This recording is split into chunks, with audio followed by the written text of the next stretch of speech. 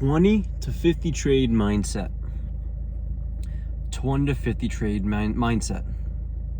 And when I say that, I mean, people are too, as in traders. Traders are so focused on individual outcomes per trade, which is natural, right? That's a human behavior. It's like if that snake bit me, the second time I come across that snake, or that's basically the loss, right? Like you took a trade and it lost. Individually, it lost, but it could have been a winning edge if you took that trade 20 times. Not saying 20 is a magic number, but it seems to be like the minimum amount to really see if an edge works. And then 50, 100 trades, that's even better, right? But that you're wired to understand that if you come across that snake for the second time, to be scared of it and run away from it and do not go near it. Or AKA don't take that trade again.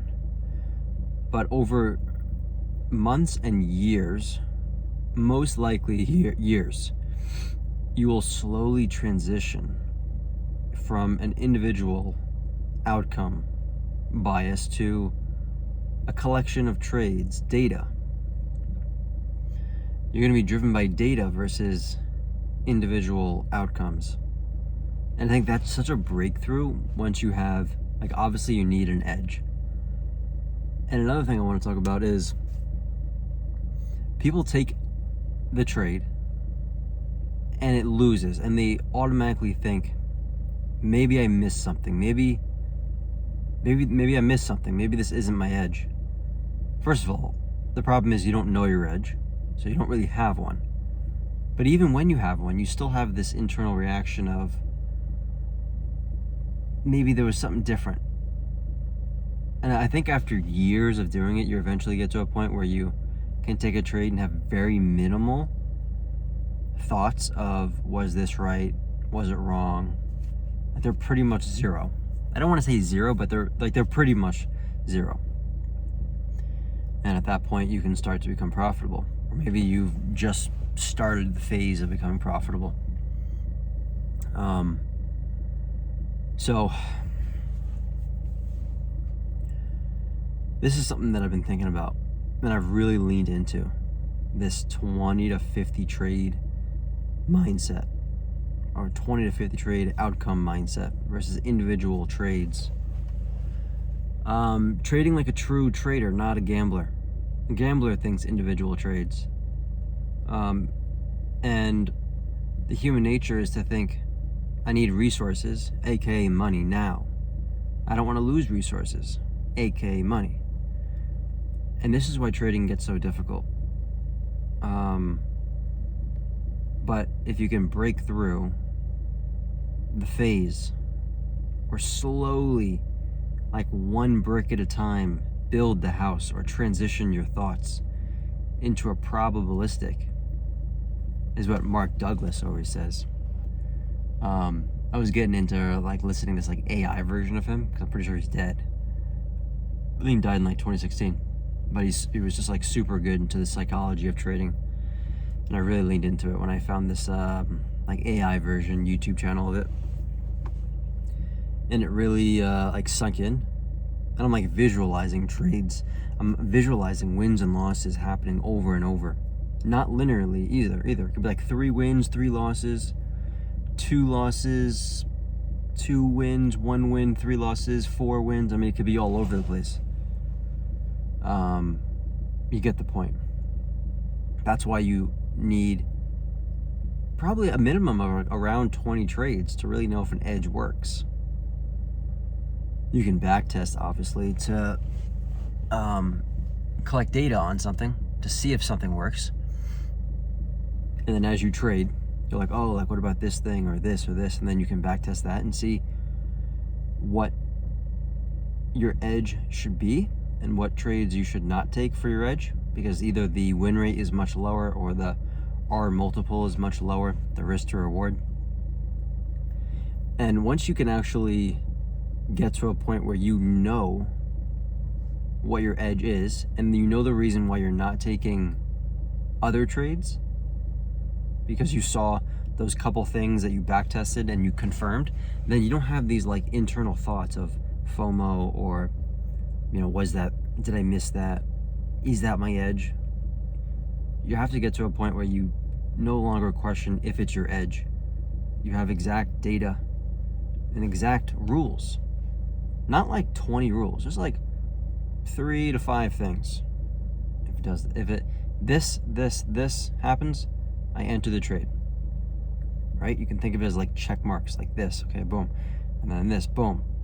Boom, okay, I'm entering. If it disqualifies itself and it doesn't do the third thing, and it does something different, then you say, okay, this is not my edge. And the reason I'm not taking this because I back tested and that type of behavior has maybe a lower R multiple or a lower win rate, low enough to where it's not worth taking anymore. Maybe it's barely profitable, or maybe it's barely profitable or like break even. So it's not really contributing a lot to the money wise, but it's mentally fatiguing, and it's just not a profitable edge behavior. It's really a behavior. One more thing I want to say. When you enter a trade, there's a certain behavior, right? There's a certain candlestick pattern or whatever the fuck you can call it, EMA, I don't use those. Or, it doesn't matter. There's some type of pattern that you take, which shows a behavior. But at any time, there are different traders for each trade that you take. It's never the exact same traders, right? I mean, it's just like pretty much impossible for that to happen. And there's different emotions with those traders. Like, even if it was the same traders, which is basically impossible, right? Because there's millions. There's different levels of fear, greed, FOMO, which is really fear of missing out. It's fear, greed, that will change what happens after you enter. So you have no control after you enter. You can control when you enter, where your stop's at, and where you place your target. In over dozens of trades, probably a minimum of 20. It's not magic, it just seems to be a good amount. Really 30, 40, 50, 100 trades. That's when you truly know if the edge works. Or like your win rate or R multiple or expectancy. Expectancy is basically, it's like how much you're making per trade on average, if that makes sense. You're not going to win every trade, but over time there's an expectancy because the winners are bigger, most likely, than the losers, unless you have a 1-to-1 strategy where you've got like a 70% win rate or something. But most people are probably doing a 1 or 2 or more, something like that. But the behavior changes as you're in the trade, because the fear and greed is different for everybody on each day or each trade that you take, and that can make the trade lose or win. There can be news that comes out during a trade. You can't control what happens after the trade, but you know over time that it'll be profitable because of your back testing and the data you've collected, and that gives you stable confidence. If you don't have data, and if you don't truly know when your edge is, this is going to be hard to be very stable-minded when you aren't in a move that was close to your edge.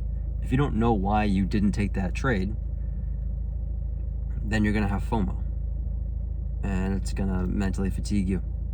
But you get to the point where it's almost, I don't want to say effortless, but in a way almost effortless or simple. Never easy, simple, and effortless, almost boring.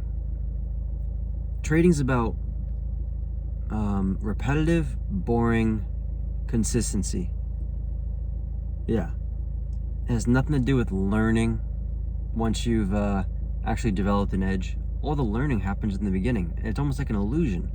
Yes, you have to learn your edge and you have to convert your mindset, but once you actually can become profitable, it's boring.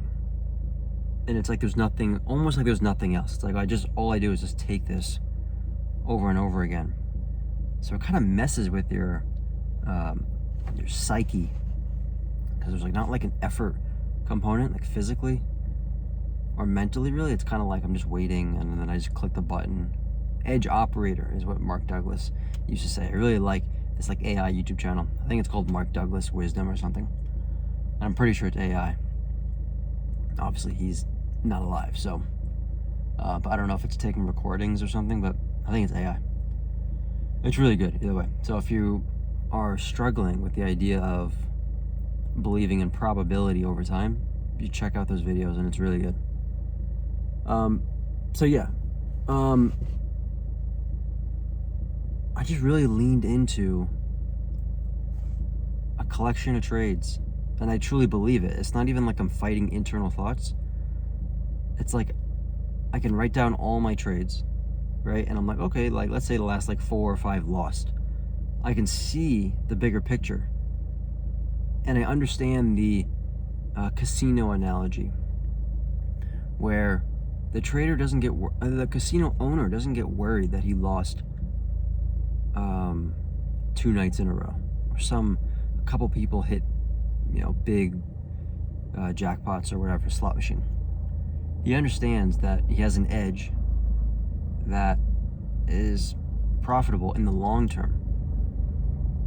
I see, I'll leave it at one more thing. I see a account growth as a, let's use a 5-minute chart, for example.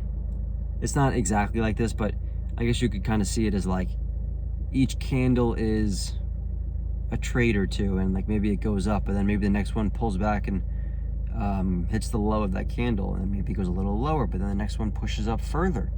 So it's not linear. It can be like not even stair step. You can have, again, like 3 wins, 4 losses, and then maybe 1 win, 2 losses. I mean, it really is not linear. And you have to constantly, there's never a finish line. There's always maintenance when it comes to trading mindset. It can get, you can use less effort maybe at some point, because you've transitioned most of your thoughts into a probability mindset, but you've always have to keep talking to yourself about staying locked in on that that 20 plus trade outcome. So yeah, I had these thoughts, and it's really been helping me. And if you are having problems, check out that, I really like that Mark Douglas Wisdom YouTube channel. It's really good, so check that out.